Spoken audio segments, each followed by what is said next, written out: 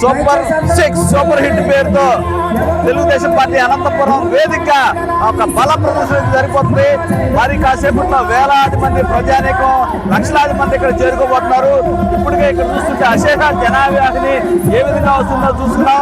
ఏదైతే మధ్యాహ్నం 3 గంటలకు సభ స్టార్ట్ అయ్యేటప్పటికి అవుతుందనగానే 1 గంటకే సభా ప్రాంగణం మొత్తం కూడా కిక్కిరిసిపోతున్న పరిస్థితి మనకు కనిపిస్తుంది. అయితే ఇక్కడ ప్రధానంగా స్టేజీ ఏర్పాట్లు కూడా ఎంత అద్భుతంగా నిర్మించారు. ఇక్కడ సూపర్ 6 సూపర్ హిట్ పేరుతో మొత్తం కూడా ఫ్లెక్సీలన్నీ కలకల్లాడుతూ ఉన్నాయి. సభా ప్రాంగణం మొత్తం కూడా కటౌట్ చంద్రబాబు, అదేవిధంగా పవన్ కళ్యాణ్, నారా లోకేష్ కటౌట్లతో ఇక్కడంతా కూడా కోలాహలంగా కనిపిస్తుంది. 3 పార్టీల జెండాలు ఇక్కడ ఏదైతే జనసేన, టీడీపీ, బీజేపీ జెండాలు కూడా కనిపిస్తున్న పరిస్థితి. సాంస్కృతిక కార్యక్రమాలు కూడా ప్రజలను ఏదైతే కార్యకర్తలను ఆకట్టుకుంటున్నాయి. అయితే సూపర్ హిట్ సూపర్ 6 అంటూ ఎన్టీఆర్ డిజిటల్ ఏదైతే 100 అడుగుల డిజిటల్ స్క్రీన్ కూడా ఇక్కడ ఏర్పాటు చేశారు. స్టేజీ మీద కూడా ప్రత్యేకంగా ఎవరైతే ఆహ్వానితులకు మాత్రమే స్టేజీ మీద ఇక్కడ అన్ని ఏర్పాట్లు చేశారు. ఎందుకంటే స్టేజీ మీద చూసుకుంటే కనుక చైర్స్ చూసుకుంటే 200 దాదాపుగా 200 పైన మాత్రమే వేశారు.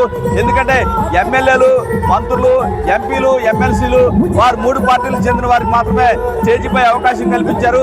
చంద్రబాబు, పవన్ కళ్యాణ్ ఎటువంటి స్పీచ్ ఇస్తారా అని ప్రజలందరూ కూడా ఆకర్షణగా ఆసక్తిగా ఎదురు చూస్తున్నారు. చంద్రబాబు ఇప్పటికే అమరావతి నుంచి బయలుదేరారు ప్రత్యేక హెలికాప్టర్లో. ఆయన మరి కాసేపట్లో 7కి చేరుకుంటారు. నేతలంతా కూడా, మంత్రులంతా కూడా చాలా రోజుల నుంచి ఇక్కడ ఏర్పాట్లని పర్యవేక్షిస్తున్నారు. ఇప్పుడే లక్షలాది మంది ప్రజానీకం అయితే ఇక్కడ చేరుకుంటారు. దాదాపు 60 ఎకరాల గ్రౌండ్ లో ఇవన్నీ కూడా ఏర్పాటు చేశారు. చాలా సీటింగ్ కూడా ఏర్పాటు చేశారు. లక్షలాది మంది ప్రజానీకం ఇక్కడ చూస్తున్నాం. వారిలో ఒక జోష్ అయితే మనకు కనిపిస్తుంది. బెలూన్స్ కూడా ఎగరవేశారు. పవన్ కళ్యాణ్, చంద్రబాబు, నారా లోకేష్ బెలూన్స్ కూడా ఎగరవేయడం జరిగింది.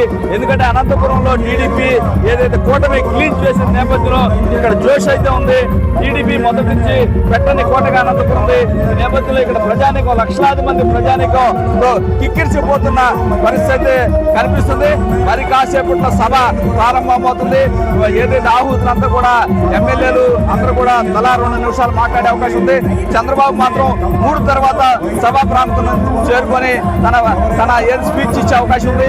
అందరూ చంద్రబాబు ఎప్పుడు వచ్చి స్పీచ్ ఇస్తారని ఆసక్తిగా ఎదురు చూస్తున్నారు. పవన్ కళ్యాణ్ అభిమానులు కూడా ఇక్కడికి భారీ ఎత్తున చేరుకుంటున్నారు.